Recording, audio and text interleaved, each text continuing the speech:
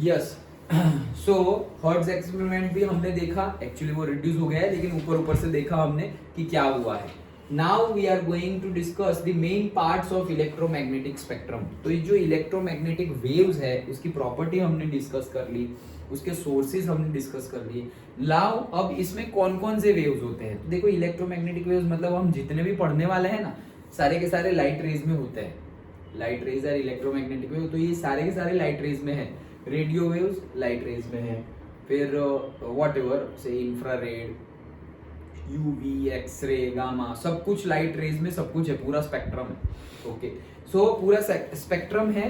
एक एक करके इसको पूछा जाता है ऐसा शॉर्ट नोट भी, और एक मार्क में भी पूछा जाता है। पर्टिकुलरली क्या क्या पूछा जाता है तुम्हें, तो एक तो पहले तो फ्रीक्वेंसी पूछी जाएगी। क्या पूछी जाएगी? फ्रीक्वेंसी, कि रेडियो वेव्स की फ्रीक्वेंसी क्या है, या फिर फ्रीक्वेंसी दे देंगे और बोलेंगे कि ये कौन सा वेव है। रेडियो वेव की फ्रीक्वेंसी क्या है, या फिर फ्रीक्वेंसी ये है, बताओ वेव कौन सा है, कौन सा इलेक्ट्रोमैग्नेटिक वेव है वो, और उसके यूजेस। बस इतनी ही चीजें पूछी जाती है। डन। और शॉर्ट नोट बोले 2 मार्क्स में कि भाई रेडियो वेव्स एंड एक्सरेज के बारे में शॉर्ट नोट लिखो। 2 मार्क में, 3 मार्क में, तो तुम्हें दोनों के बारे में बस इतनी ही चीजें लिखनी है। सिंपल है। चलो स्टार्ट करते हैं। First one is the radio waves. बहुत सारे हैं, रेडियो वेव्स है, माइक्रोवेव्स है, देन ये पार्ट बाद में है ये रहा। फिर से इंफ्रारेड वेव्स है, देन विजिबल लाइट है, विजिबल लाइट के बाद विजिबल लाइट के बाद अल्ट्रावायलेट रेज है, एक्स रेज है, देन गामा रेज। तो एक्चुअली बहुत सारे हमारे सर ने जो बताया था, मैंने भी नहीं बनाया, बता ही देता हूँ। हमारे सर ने जो बनाया था वही मुझे याद है, तो वो मैं तुम्हें बता देता हूँ याद रखने की ट्रिक। क्या? Red monster. तुमने कोई याद ना रखी हो तो ये याद रख लेना, और कोई याद रखी हो तो ये मात्र याद रखना, क्योंकि मिक्सिंग होगा तो मजा नहीं आएगी। ओके, तो रिपीट होता रहता है, वो अच्छी बात है। जैसे मुझे सर ने बताया था तो मैं उसको ही रिपीट करता रहूंगा। अभी क्या चल रहा है वो मुझे लेना देना नहीं, मुझे तो सिर्फ याद रखना है ना। तो ट्रिक्स मतलब क्या, सिर्फ याद रखने के लिए है। तो नई नई ट्रिक्स आती रहेगी। ओके, तो जरूरी नहीं है कि हमें सब पता हो, मेन चीज याद रखने के लिए ट्रिक होती है। ओके, तो से red monster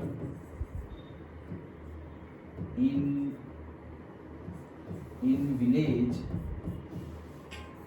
red monster in village is ultimate example of red monster in village is ultimate example of ghost। Okay, तो ये हमारे सर ने जो बताया था वही मैं तुम्हें बता दिया। रेड में आता है R, that is radio waves. Okay, monster में आता है एम, दैट इज माइक्रोवेव। इन का आई है हमारा इंफ्रारेड, विलेज का वी है हमारा विजिबल लाइट। ओके, इसका कुछ नहीं है, कुछ बना मत देना इसका कुछ नहीं है। ओके, देन ये है हमारे अल्ट्रावायलेट, यू मतलब अल्ट्रावायलेट। एग्जाम्पल में एक्स आता है, that is X rays. Okay, और G for the ghost, ghost बोल रहा हूँ, gamma G for the gamma. Ghost तो दिखाई दे ही रहा है। सो 1 2 3 4 5 6, कोई रह गया क्या? सब आ गया ना? 1 2 3 4 5 6, और हाँ तो ये नहीं गिन रहा हूँ ना मैं, तो अल्ट्रावायलेट। डन।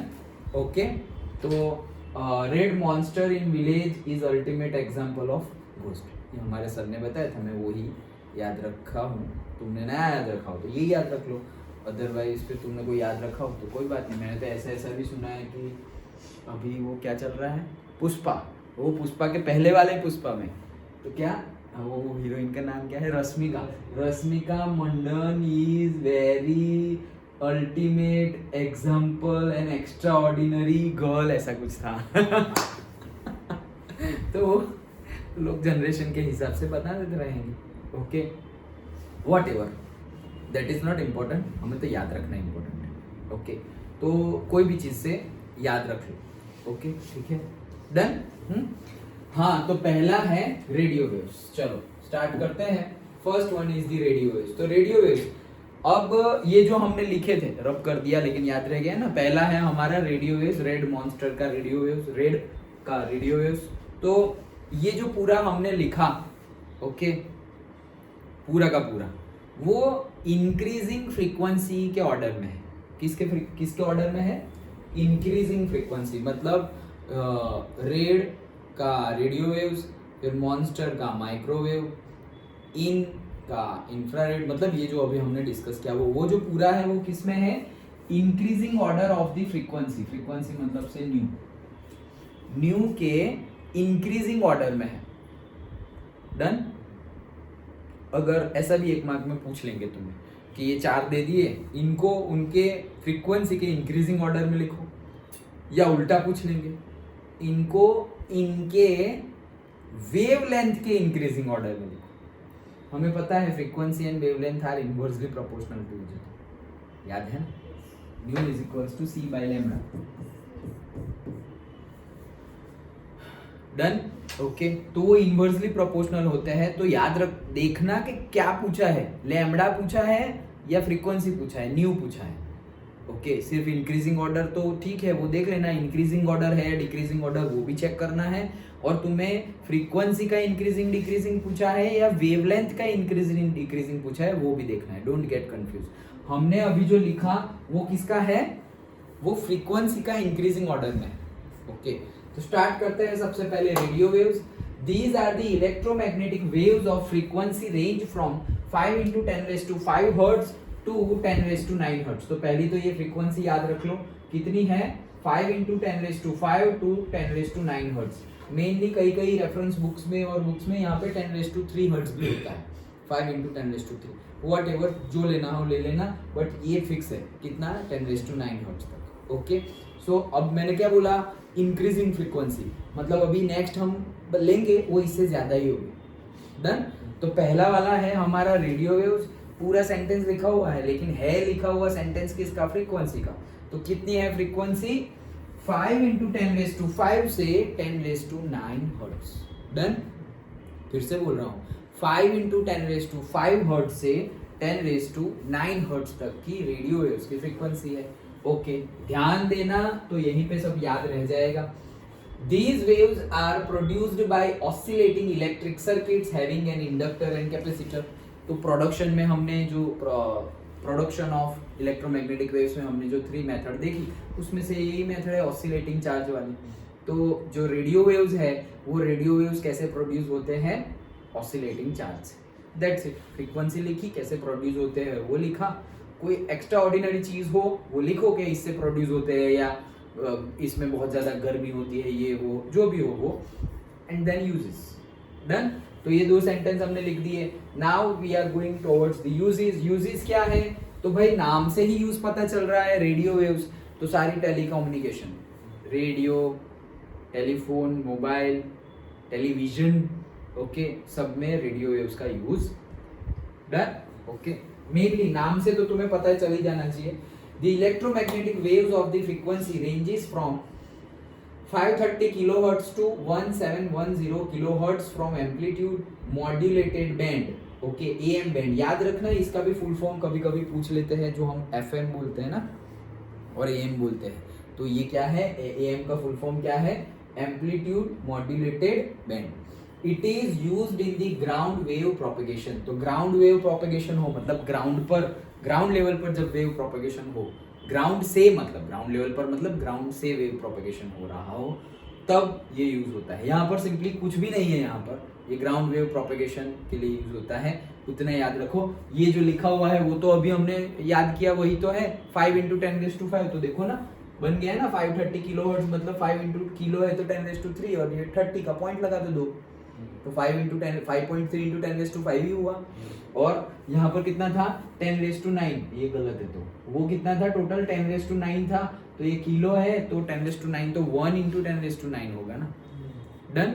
ओके, तो उतना है। देन नहीं होगा, सॉरी गलत नहीं है, 1710 तक की एम्पलीट्यूड मॉड्यूलेटेड बैंड कही जाती है। रेडियो वेव्स में भी डिफरेंट रेंज होती है। रेडियो भी तुमने बोल दिया, रेडियो की टोटल इतनी हो गई, कहाँ 5 इंटू 10⁵ से 10⁹ तक।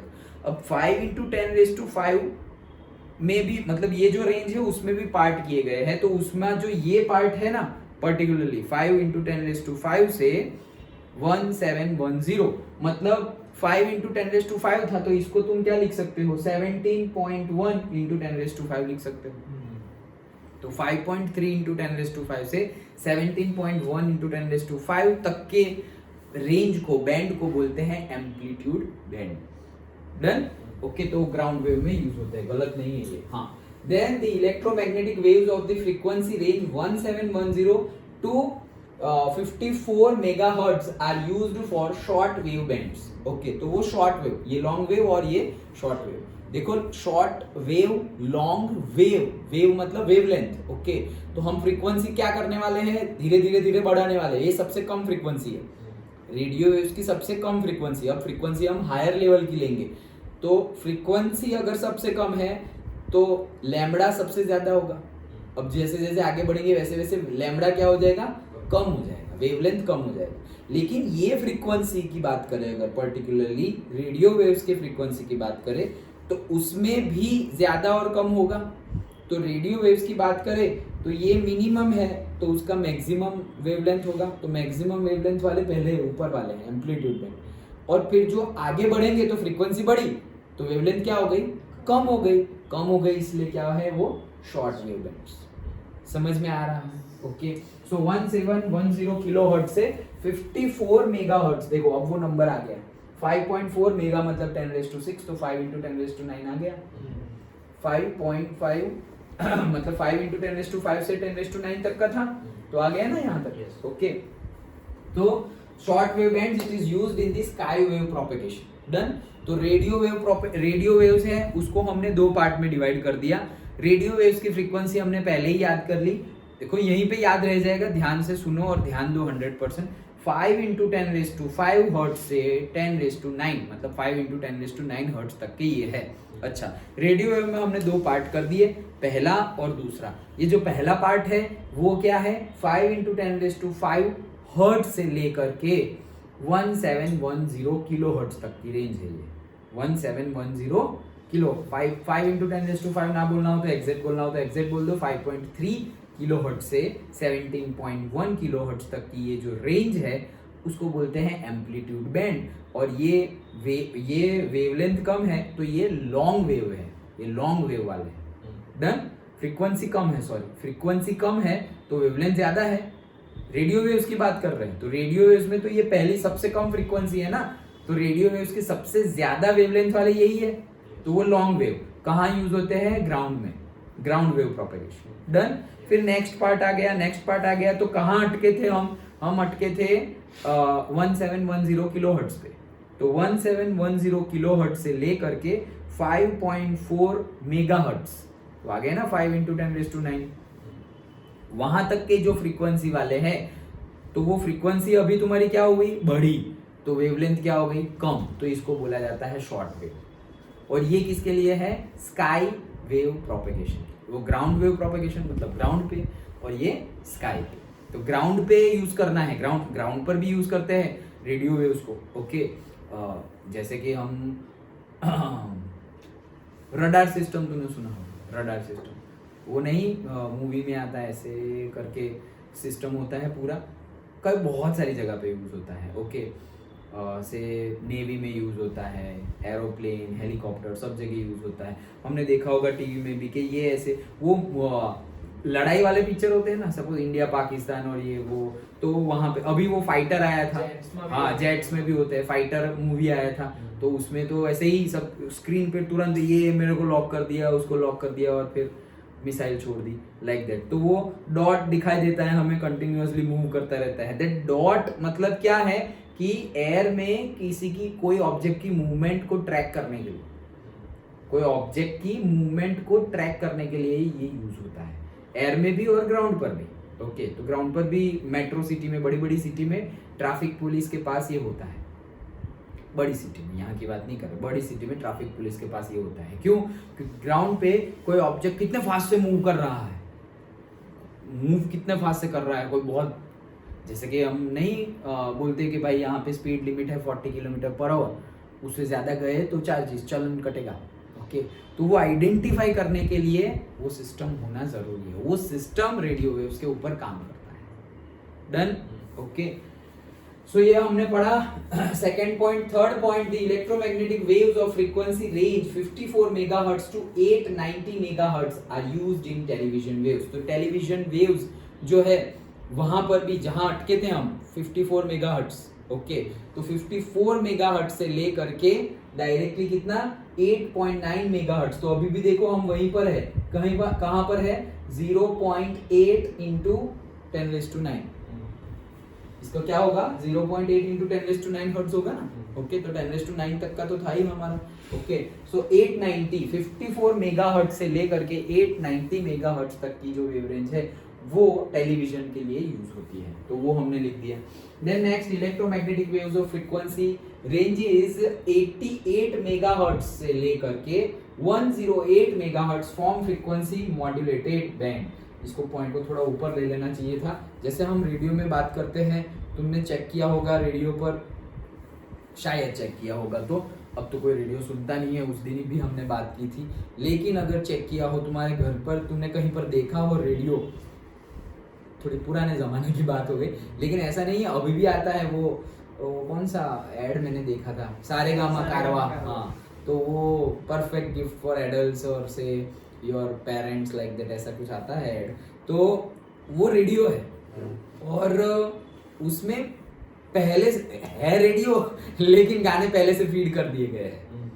ओके, चिप पर ही काम करता है, रेडियो तो है ही, लेकिन साथ साथ में पहले से ऑलरेडी फीडेड है कि भाई ये मुकेश के गाने, ये लता के गाने ऑलरेडी फीडेड है। हाँ, डिस्क जैसे, हाँ, फ्लॉपी डिस्क और सीडी और वो सबको, मतलब कोई भी होगा, मुझे डिटेल नहीं पता, बट ऐसे।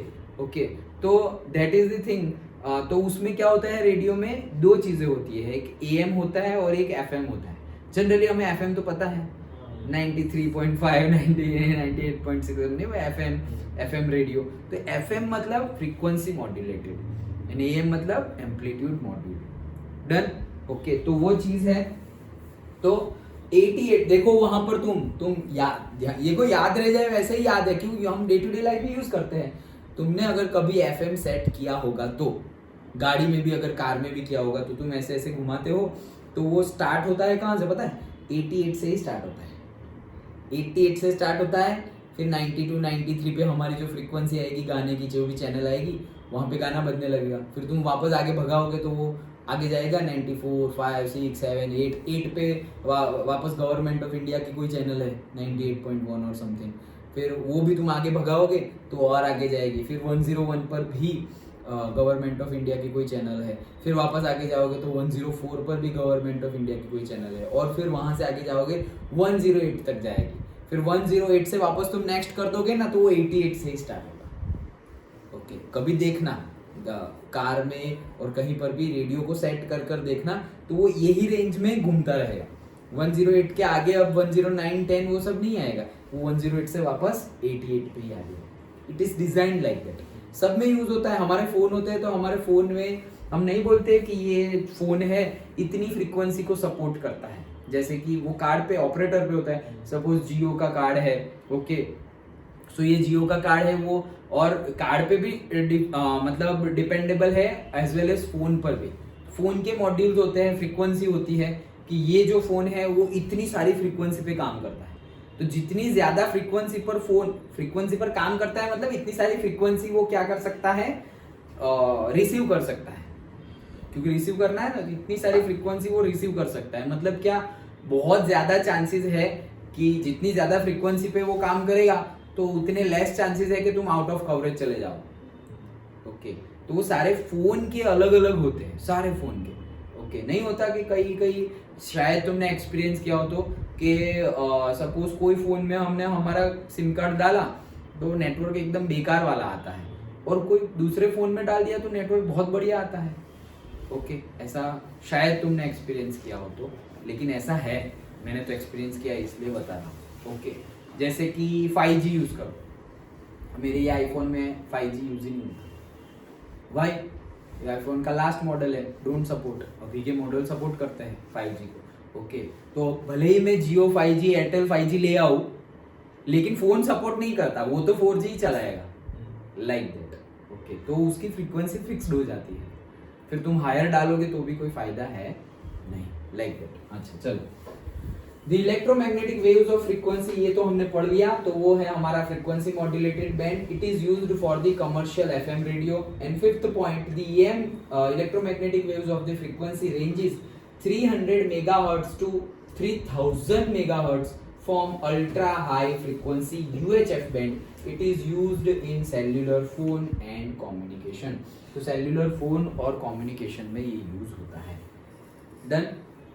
ओके, तो कहाँ कहाँ का देख लिया हमने, एक FM का पॉइंट देखा, फिर एक AM का पॉइंट देखा, फिर एक टेलीविजन का पॉइंट देखा, और अभी हमने UHF का पॉइंट देखा। और एक पॉइंट कौन सा है हमारा, टेलीविजन का भी देख लिया, FM का, AM का देख लिया, UHF का भी देख लिया।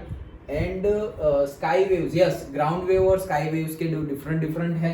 तो जो ग्राउंड वेव के थे उसी में एम का पॉइंट आ गया, और स्काई वेव का जो है उसका एक अलग से पॉइंट है। तो टोटल 5 पॉइंट्स देखे।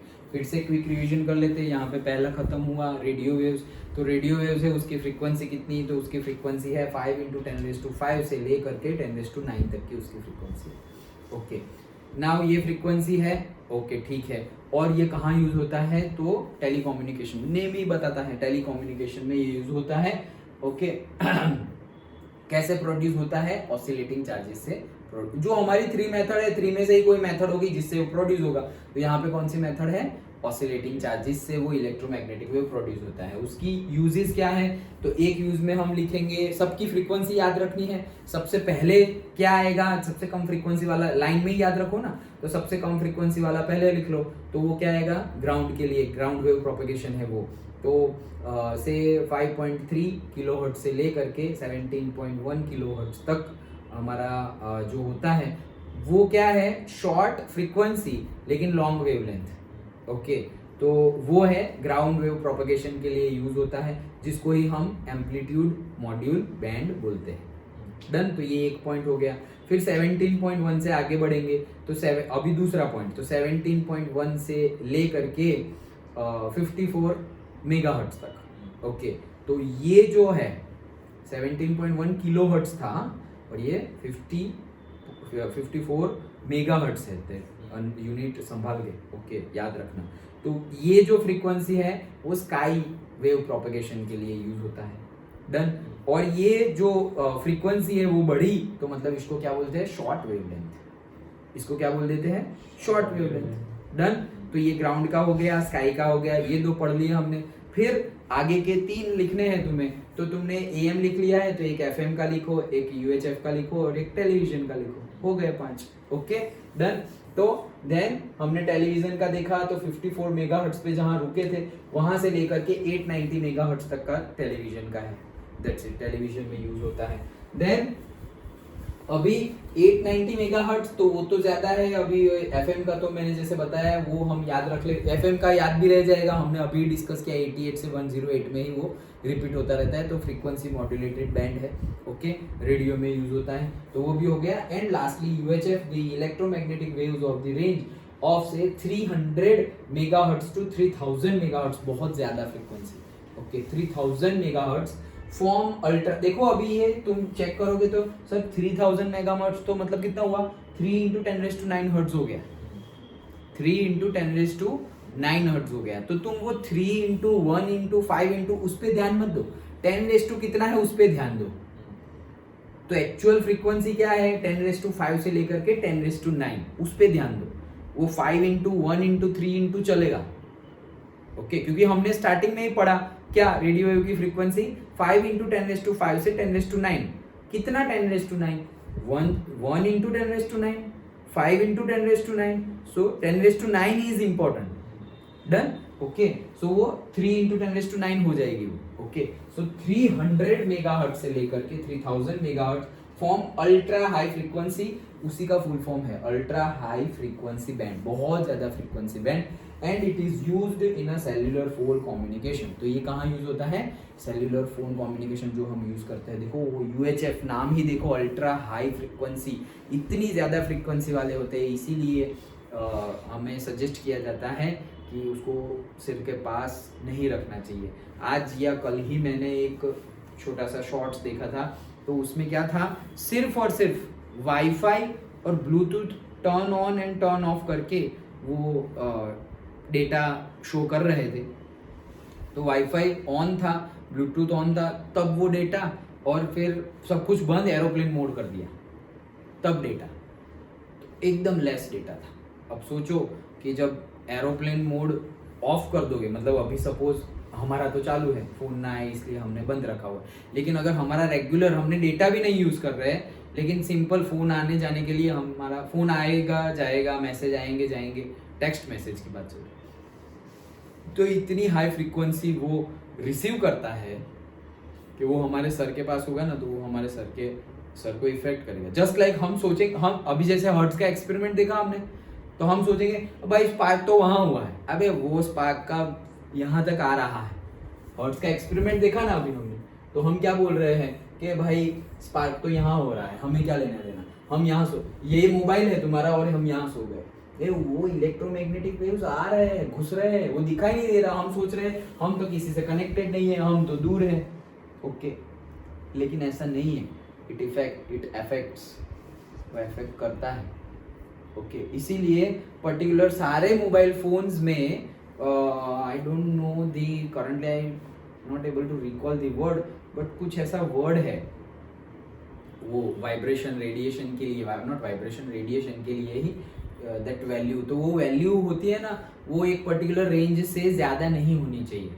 ओके, तो जितने भी बहुत सस्ते फ़ोन होते हैं ना, सस्ते, ओके, फीचर्स भले ही कितने भी अच्छे हो, लेकिन बहुत सस्ते सस्ते मिलते हैं, तो उनमें हम सोचते हैं कि यार इतना सस्ता मिल रहा है, सपोज एक ब्रांडेड फ़ोन में ये फीचर्स है, और वही सेम फीचर्स कोई दूसरी ब्रांड में है, बट दूसरी ब्रांड में इतना ज़्यादा कुछ, बहुत ज़्यादा डिफरेंस है पैसों का। सपोज ये 50,000 का है और ये 15,000 का है, तो कहाँ 50 और 15, 35,000 का डिफरेंस। हम सोचेंगे फीचर्स तो ऑलमोस्ट सेम है, ओके, तो फिर क्या करें, बट ये बातें कोई देखेगा नहीं, क्यों, पता होगी तो देखेगा ना ये बातें कोई नहीं देखेगा, जैसे कि मैंने अभी बोला कि कितनी फ्रीक्वेंसी पे फोन ऑपरेट करता है, वो कोई नहीं देखेगा। ओके, वो कौन देखेगा, वो आज की हम अगर देखेंगे, अगर तुमने पढ़ा तो सपोज तुम परचेस कर रहे हो तो तुम देख रहे हो। ओके, फिर ये पर्टिकुलर रेडिएशन वैल्यू कितनी है, कितनी मीटर तक उसको रखना चाहिए, तो जितना अच्छा फोन होगा ना उतना नजदीक तुम रख सकते हो, और जितना बुरा वो होगा रेडिएशन का वैल्यू उतना दूर तुम्हें रखना पड़ेगा तब जाके।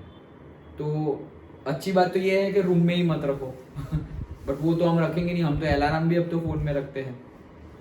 ओके, सो कहने का मीनिंग है जितना हो सके उतना दूर, और कई लोगों को आदत है पिलो के नीचे ये वो तो कभी नहीं, कभी नहीं। ऐसा नहीं सिर्फ ये तो ब्रेन के पास है तो ब्रेन को ज्यादा इफेक्ट करेगा, नहीं, इसीलिए तो बोल रहे हैं कि ये कई मेल्स यहाँ पर रखते हैं पॉकेट में।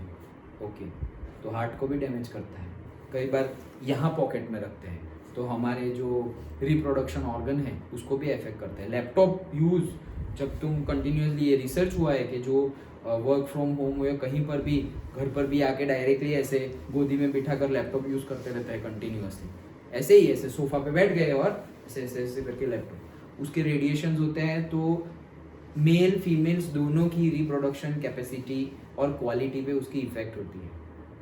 ये सब चीज़ें कोई देखता नहीं है, लेकिन हमें देखनी चाहिए क्योंकि हम पढ़े लिखे हैं।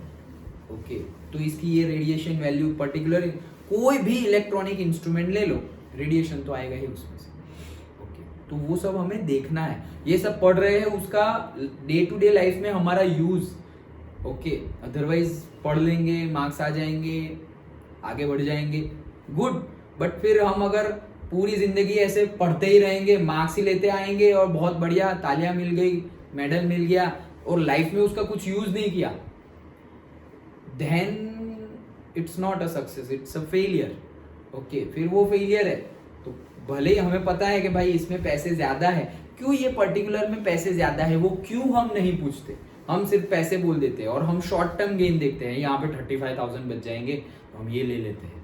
लेकिन क्यों ऐसा है, उसकी रीसेल वैल्यू देखो, उसका डेप्रिशिएशन देखो, सब कुछ, ये इसकी रेडिएशन देखो, उसमें जो रैम यूज होती है, नहीं बोलते हैं कि भाई सपोज आईफोन में 1 GB रैम होती है, 1 GB 1.5 मैक्स ये सब, ओके, लेकिन ये 1 GB और कहीं दूसरे फोन में 8 GB रैम, कहाँ 1 GB रैम और कहाँ 8 GB रैम।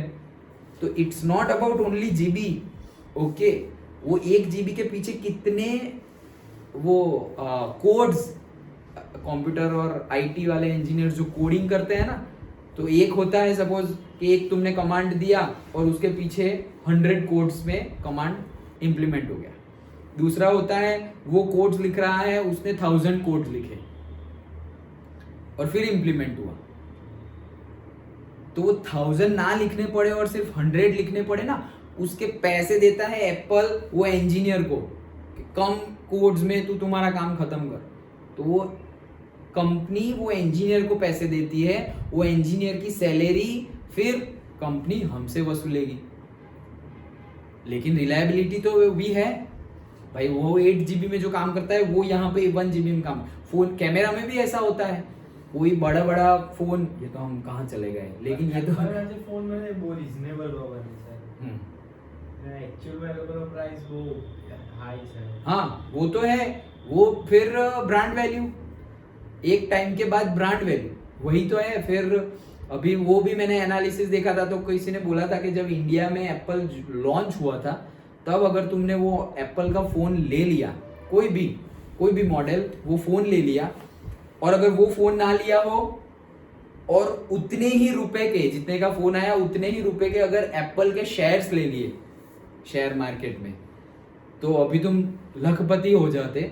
और फोन की वैल्यू तो अभी हजारों में भी नहीं है, वो फोन की वैल्यू जो परचेज किया होता उसकी वैल्यू नॉट इन 1000, और वो स्टॉक्स तो अमेरिकन स्टॉक एक्सचेंज। हाँ लेकिन अब तो है ना, अब तो हमारी गवर्नमेंट, अब तो बहुत सारी ऐप हो गई है, आ गई है कि हम पूरे वर्ल्ड में ट्रेड कर सकते हैं, पूरे वर्ल्ड में।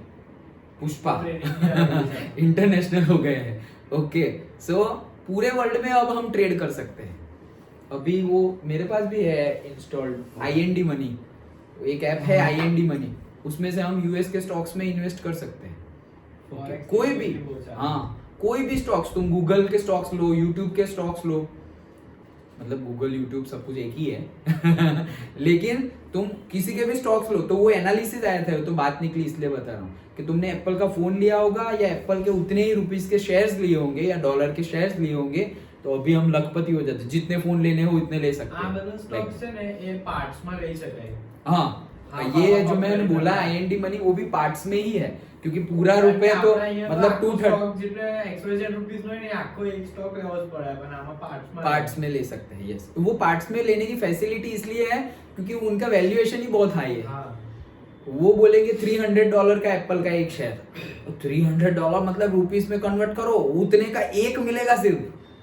तो हम बोलेंगे मुझे इन्वेस्ट करना है, कितने, 500 रुपए, तो बोले 500 रुपये में कुछ नहीं आएगा तो फिर वो स्टॉक्स को डिवाइड कर देते हैं कि अच्छा $300, फिर उसके सपोज 100 भी मान लो, तो वो कितने हुए, 300 और दूसरे 100 मतलब 30,000 हुए। वो 30,000 का एक, फिर 30,000 के तुमने पार्ट्स कर दिए, 30,000 के सपोज 1000 पार्ट्स कर दिए, तो कितने हुए, एक पार्ट का 30 रुपीज हुआ। अब तुम बोलोगे मुझे 100 रुपीज के एप्पल के शेयर चाहिए, तो वो जो 30 पार्ट है ना, एक पार्ट 30 रुपीज का है ना, वैसे तुम्हें 3 पार्ट्स दे देगा, वो पार्ट देगा, पूरा शेयर नहीं देगा। बट भले ही पार्ट दे, तुमने इन्वेस्ट तो किया, कुछ तो इन्वेस्ट किया, वो तो उनकी करेंसी, वो वैल्यू हाई है।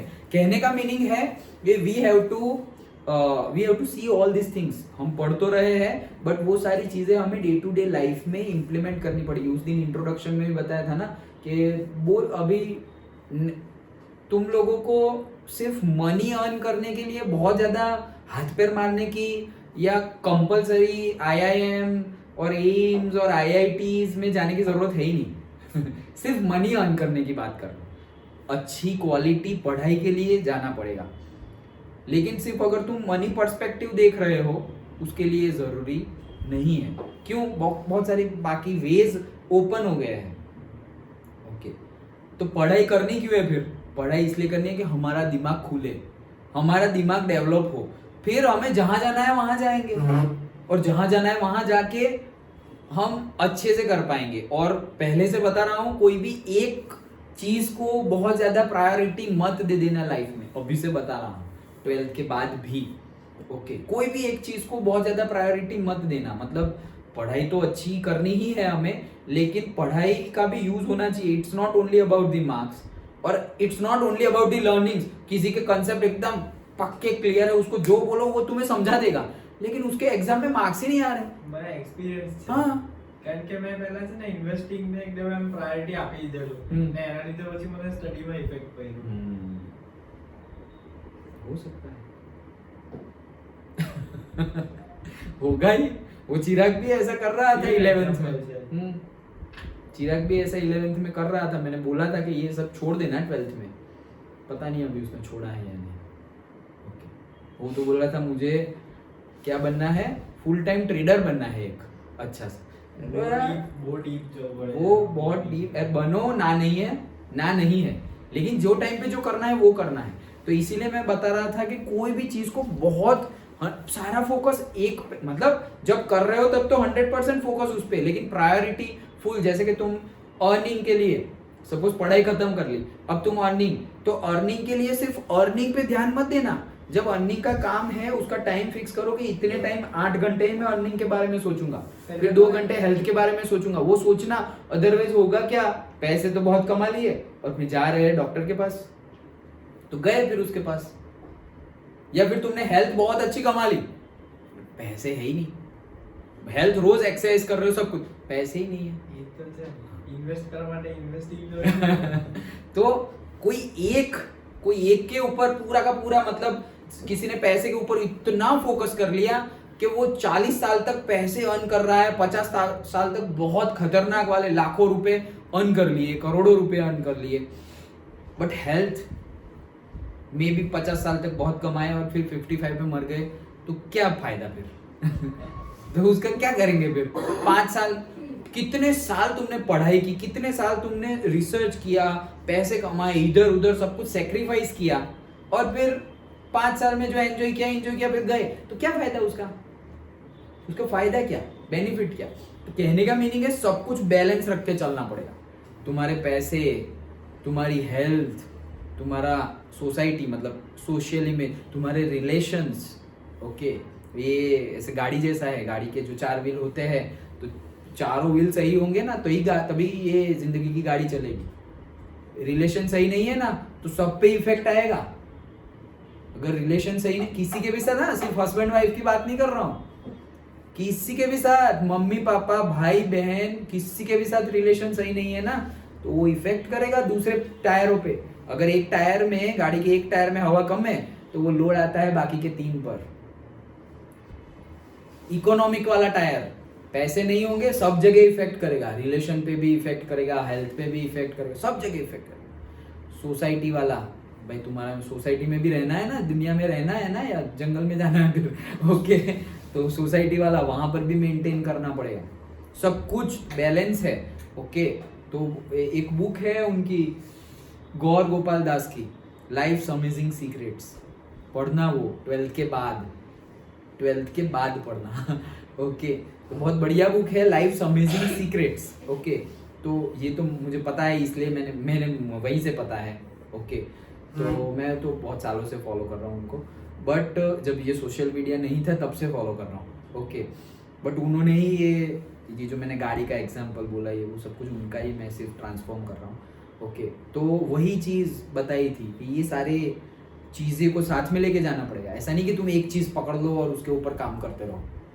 करो, जब कर रहे हो तब एक ही चीज़ पे काम करो, 4 जगह पे ध्यान मत दो, एक ही चीज़ पे ध्यान दो। लेकिन सब कुछ करना है हमें, पैसे भी अर्न करने हैं, हेल्थ भी अच्छी रखनी है, रिलेशंस भी अच्छे होने चाहिए।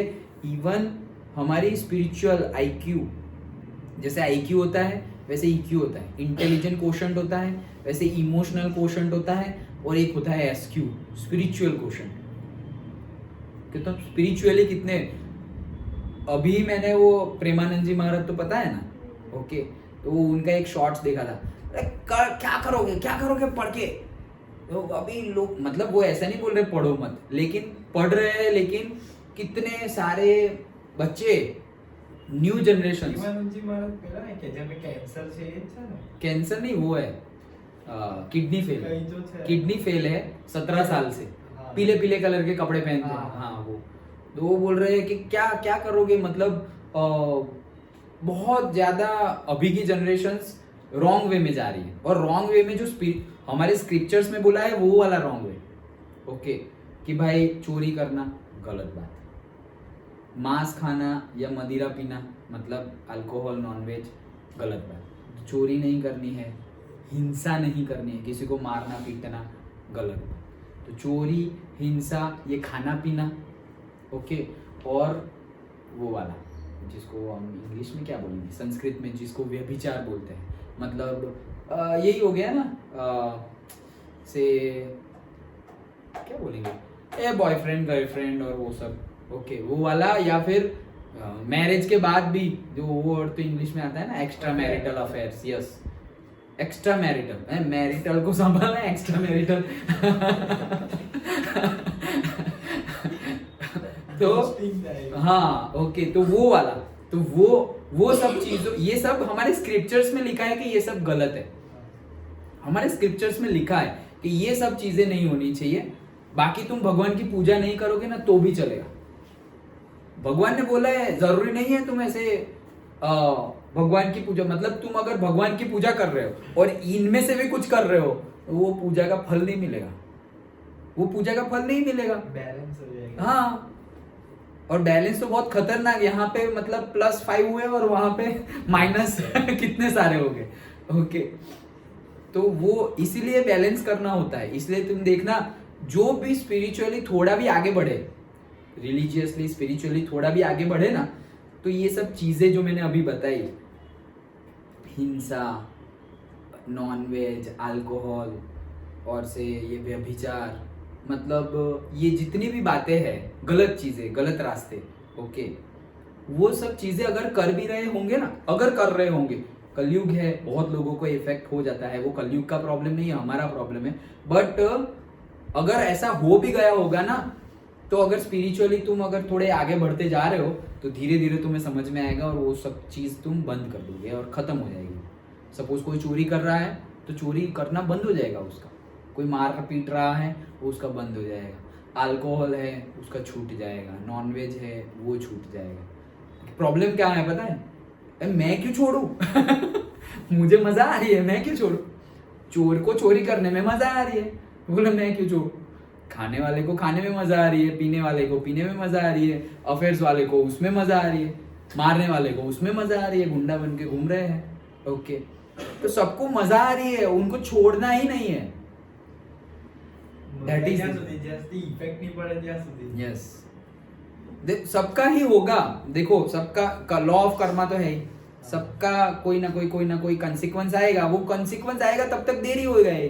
हम मूवी देखने जाते तो नहीं वो पहले मुकेश आता था अब कोई और आ रहा है कि भाई वो छीनी तम्बाकू खा रहा था ये हो गया वो हो गया, तो वो टाइम बीत जाता है। अब तुम बंद करोगे तो क्या होगा फिर, एक बार रोग हो गया, कैंसर हो गया अभी सपोज मान लो, तो अब उसको बढ़ाने से रोक सकते हैं, लेकिन जो हो गया है उसका क्या करोगे, दवाई करके भी हम आगे नहीं बढ़ेगा, लेकिन जीना तो ऐसे ही पड़ेगा लाइक दैट ओके।